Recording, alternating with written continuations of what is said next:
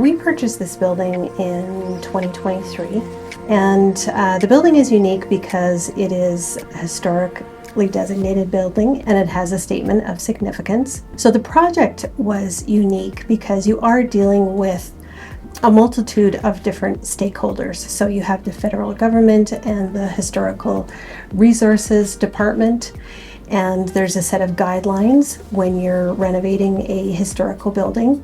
And so those guidelines basically tell you, what you can and can't do, and sometimes who is approved to do that type of work. One of the particular items of significance for this renovation was the terrazzo floors.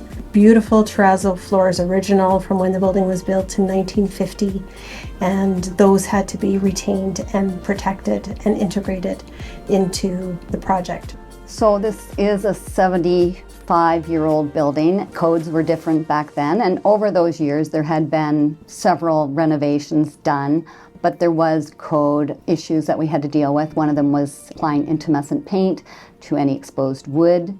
Then there was the many layers of flooring over the years that had to be scraped up, ground off. Floors had to be patched and leveled so that the fine line down the corridors were even and level with all of the full height doors and beautiful aluminum frames.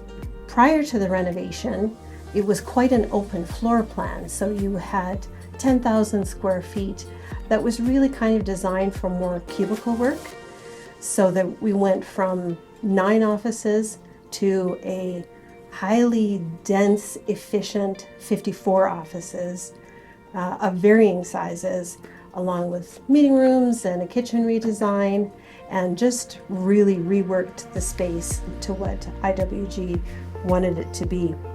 We were able to use some of the building systems integrated with the new VAV terminal sensors in this project, and as well as the existing radiation system that's along the perimeter of the building. So it's kind of a melding of some existing and some new.